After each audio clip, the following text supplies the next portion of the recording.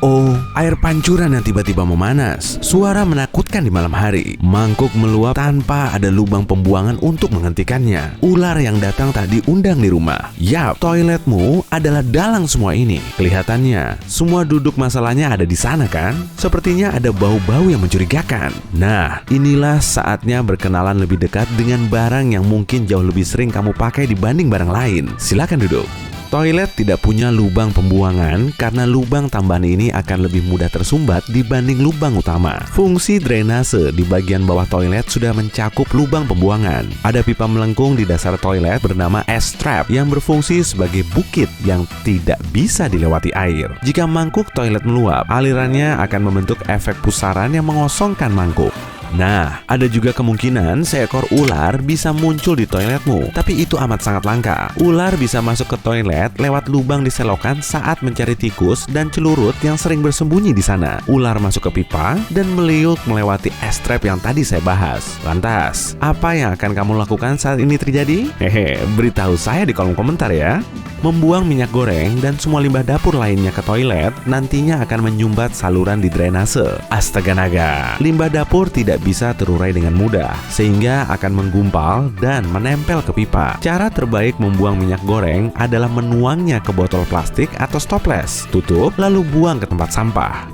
Nah, air pancuranmu juga bisa terlalu panas saat seseorang menyiram toilet kalau pipa ledingmu terdiri dari sistem batang dan cabang, yaitu sebuah pipa besar melewati seluruh bangunan dari satu ujung ke ujung dan pipa yang lebih kecil mengalirkan air ke tiap-tiap ruangan dari sana. Karena tangki toilet hanya diisi air dingin, air pancuranmu akan kebanyakan air panas. Dan wahoo!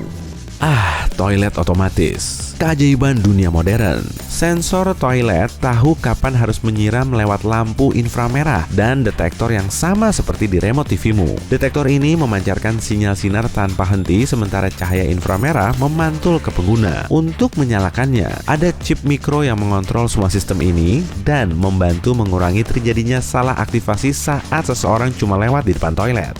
Di banyak rumah, setidaknya di Amerika, air toilet ikut bergerak saat cuaca sedang berangin karena ada pipa ventilasi yang mengarah ke atap luar. Saat angin bertiup kencang di atas pipa itu, tekanan udara di dalamnya turun. Udara mencoba melepaskan diri dari pipa sehingga efek sedot kecil di seluruh sistem pipa terjadi dan membuat air teraduk. Jika kamu mendengar suara siulan setelah menyiram atau tiba-tiba di malam hari, artinya katup pengisian toiletmu bermasalah. Katup pengisian bertugas mengatur jumlah air yang masuk ke tangki setelah disiram. Seiring termakan usia, bagian dalamnya bisa rusak, sehingga teman porselenmu mengeluarkan suara aneh. Bukan suara brot itu.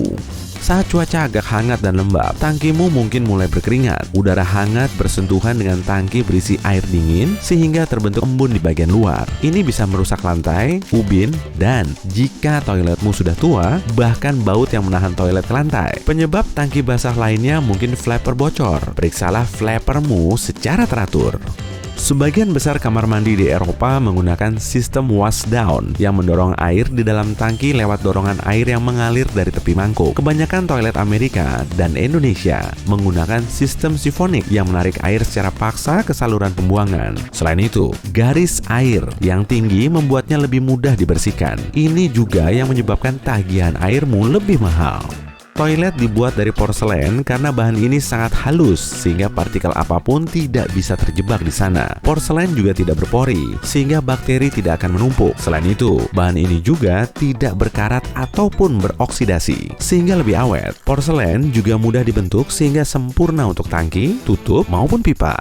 Terkadang, saat menyiram toilet, airnya terus mengalir sampai kamu menggoyangkan tombolnya. Kemungkinan besar, tombol siramnya macet, sehingga sumbat tangki tetap terbuka. Kamu bisa memenyaki atau mengencangkannya. Jika gagal, kamu perlu menggantinya. Untuk memeriksa apa ada kebocoran yang tidak terlihat, teteskanlah pewarna makanan ke tangki. Tunggu 10 menit, lalu lihat apakah air di mangkuk toilet berubah warna? Jika ya, maka sudah waktunya memanggil tukang leding. Pintu di toilet umum tidak mencapai lantai karena lebih murah. Material lebih sedikit artinya harga yang lebih murah. Ini juga mempermudah pembersihan. Cukup dengan menyelipkan pel di bawah pintu tanpa membuka dan menutupnya. Celah ini juga membantumu melihat apakah di dalam ada orang atau tidak. Dan yang terpenting, penting. Saat kamu kehabisan tisu, tetangga di sebelahmu bisa membantu.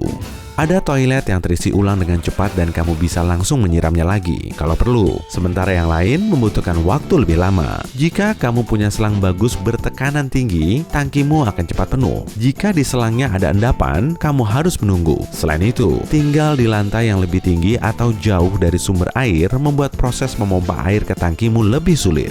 Jika siraman toiletmu pelan, mungkin ada masalah dengan mekanisme penyiraman dan ventilasinya, atau saluran kotoran yang tersumbat. Tanpa penyiraman yang cepat, gerakan air tidak menciptakan daya isap di dalam pipa yang mendorong kotoran ke saluran pembuangan. Kamu mungkin selalu ingat untuk menggosok atau menyiram toilet, tapi noda-noda membandel tetap bisa muncul di mangkuk toilet. Noda itu berasal dari penumpukan mineral yang terkandung dalam air. Kamu bisa menghapusnya menggunakan cuka. Cukup tuang cuka ke mangkuk toilet dan gosok dengan sikat toilet.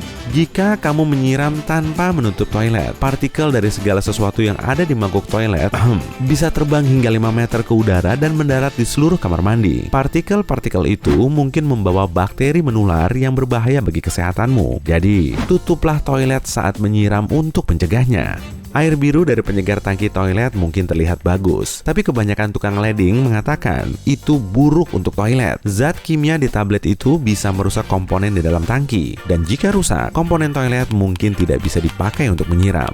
Celah di dudukan toilet yang membuatnya seperti huruf U dibuat karena Undang-Undang Perledingan. Undang-undang itu menyebutkan sejak 1995 semua toilet umum harus punya dudukan terbuka. Celah ini juga melindungi area paling pribadimu dari tetesan yang tidak diinginkan. Hey, terima kasih banyak.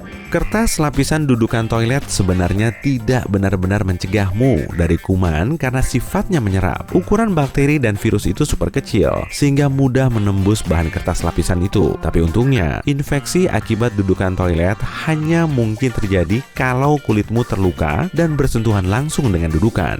Toilet dengan 2 tombol penyiram berfungsi seperti ini. Tombol besar menyiram dengan air penuh dan yang kecil menyiram dengan setengah tangki guna menghemat air. Agar lebih mudah dan cepat menentukan tombol mana yang harus ditekan, mekanisme itu kemudian diubah. Untuk menyiram dengan setengah air, kamu cukup menekan tombol sebentar, sementara tekanan yang lebih lama membuatnya menyiram dengan seluruh air.